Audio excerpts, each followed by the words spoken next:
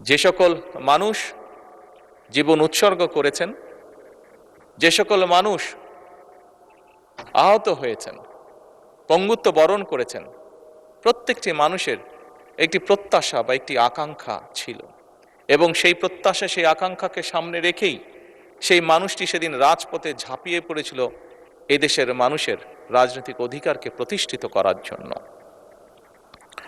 মাননীয় স্পিকার, কি ছিল এই মানুষগুলোর প্রত্যাশা বা আকাঙ্ক্ষা?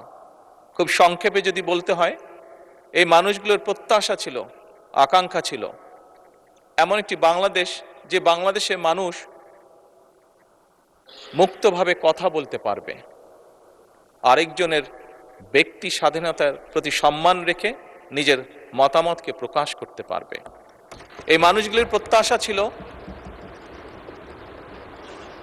এমন একটি বাংলাদেশ যেখানে তারা তাদের যোগ্যতা অনুযায়ী তারা তাদের কর্মসংস্থানের ব্যবস্থা করতে পারবে, তাদের জীবন পরিচালনা করতে পারবে। এই রকম প্রত্যাশাগুলো ছিল। মাননীয় স্পিকার, আমি আবারও বিরোধী দলীয় নেতার সাথে একমত প্রকাশ করছি। উনি উল্লেখ করেছেন ওনার বাবা একজন কৃষক ছিলেন, এবং কৃষক থাকাকালীন অবস্থায় কি এরকম সমস্যা ফেস করেছেন এই দেশের কৃষক, সেটি সেই সময় হোক, এটি বর্তমান সময় হোক। মাননীয় স্পিকার, এই সকল বিষয়গুলো ওনারা যেমন দেখেছেন, এই সকল বিষয়গুলো আমরা এখানে উপস্থিত প্রত্যেকটি মানুষ, প্রত্যেকটি সংসদ সদস্য আমরা দেখেছি। আমাদের পরিবারে বর্তমানেও কেউ না কেউ প্রত্যক্ষ পরোক্ষভাবে কৃষির সাথে জড়িত। আমরা যে গিয়েছি 12 তারিখের নির্বাচন, আমরা 12ই ফেব্রুয়ারি নির্বাচন হোক, 1991 সালে নির্বাচন হোক, 2001 সালে নির্বাচন হোক, 1996 সালে নির্বাচন হোক, প্রতিটি নির্বাচনে এখানে উপস্থিত প্রত্যেকটি মানুষ আমরা গ্রামে গিয়েছি, খেতে গিয়েছি, কৃষকের কাছে ভোট চেয়েছি, কৃষাণীর কাছে ভোট চেয়েছি, সকল প্রকার মানুষের কাছে আমরা ভোট চেয়েছি। আমরা জানি আমাদের কৃষক ভাইদের কি অবস্থা। মাননীয় বিরোধী দলের নেতাকে আশ্বস্ত করে বলতে চাই, কৃষকদের এই সমস্যা থেকে বের করে আনার জন্যই আমরা আমাদের ম্যানিফেস্টোতে কৃষক কার্ড রেখেছিলাম। মাননীয় স্পিকার,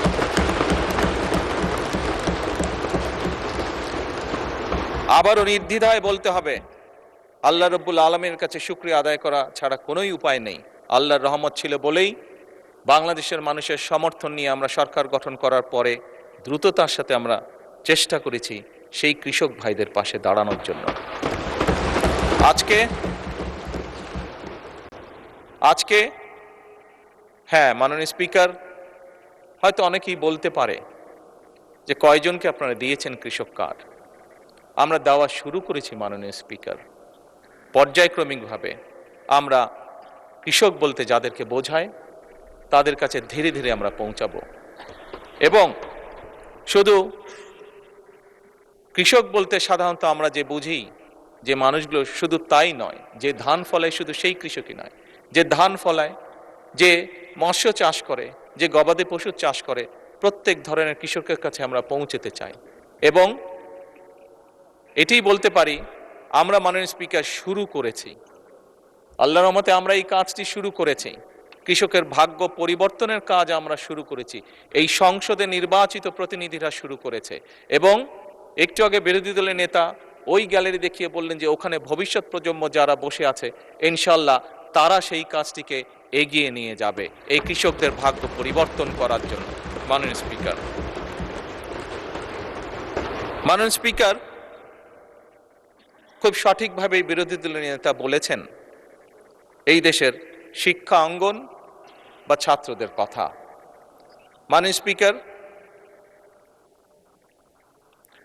আমরা অবশ্যই চাই না যে আমাদের যে শিক্ষা অঙ্গনগুলোর যে অবস্থা, শিক্ষার্থীদের যে অবস্থা, সেটি এরকম থাকুক, সেটি অবশ্যই পরিবর্তিত হোক। মাননীয় বিরোধী দলীয় নেতার এক সন্তান ব্রিটেনে থাকেন। যেভাবেই হোক রাজনৈতিক কারণে বহু বছর আমাকেও ব্রিটেনে থাকতে হয়েছিল। আমি দেখেছি সেই দেশের স্কুলগুলি কেমন।